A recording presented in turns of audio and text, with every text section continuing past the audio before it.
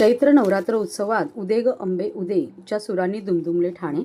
ठाण्यात चैत्र नवरात्र उत्सवाच्या उत्साहाला भक्तिमय वातावरणात प्रारंभ झाला आहे. राज्याचे उपमुख्यमंत्री एकनाथ शिंदे यांच्या माध्यमातून ठाणे पूर्व कोपरी येथील संत तुकाराम क्रीडांगणात धर्मवीर श्री आनंदिगे प्रतिष्ठान आयोजित चैत्र नवरात्र उत्सवात पहिल्याच दिवशी भक्ती संगीताच्या सुरेल कार्यक्रमाने वातावरण भक्ती रसात न्हाऊन निघाले.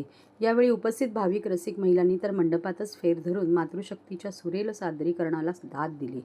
चैत्र शुद्ध प्रतिपदा अर्थात गुढीपाडव्याच्या शुभमुहूर्तावर दुपारी उपमुख्यमंत्री एकनाथ शिंदे यांनी चैत्र नवरात्र उत्सवात देवीची प्राणप्रतिष्ठा करून सहकुटुंब विधिवत पूजन केले.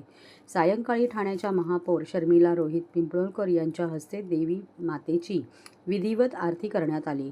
यावेळी शिवसेना कल्याण जिल्हाप्रमुख गोपाळ लांडगे, ठाणे महापालिकेचे अतिरिक्त आयुक्त संदीप माळवी, प्रकाश कोटवानी, राहुल लोंढे यांच्यासह अनेक शिवसेना पदाधिकारी, कार्यकर्ते आणि भाविक मोठ्या संख्येने उपस्थित होते.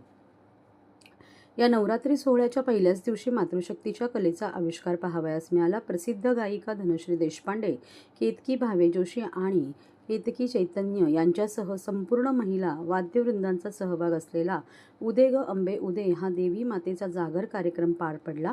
देवी मातेच्या स्तुतिगीतांसह अनेक नव्या जुन्या आणि पारंपरिक हिंदी मराठी गीतांच्या सादरीकरणाने कार्यक्रमाला भक्तिमय रंग चढला.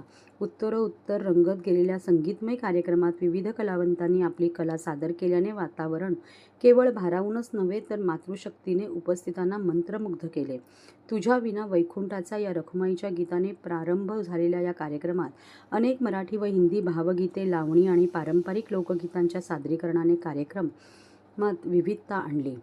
गायिका धनश्री देशपांडे हिने तर रसिकांना उत्स्फूर्तपणे गाण्यामध्ये सहभागी करून घेतले. केतकी चैतन्य हिने तर ग. दी. माडगूळकर यांच्या रचनांवर आधारित बाबूजींनी संगीतबद्ध केलेल्या जाळी मंदी पिकली करवंद ही लावणी सादर करून रसिकांची दाद मिळवली. तर केतकी भावे जोशी यांनी रेशमाच्या रेघांनी, लाल काळ्या धाग्यांनी तसेच आदी माया अंबाबाई साऱ्या दुनियेची आई या गीतांनी देवी भक्तीची अनुभूती दिली. एकवीरा आई तू डोंगरावरी या गीतावर महिला रसिकांनी फेर धरत उत्स्फूर्त सहभाग नोंदवला. कार्यक्रमाची सांगता नॉनस्टॉप कोळी गीतांनी झाली, ज्यामुळे वातावरणात जल्लोषाचे रंग भरले.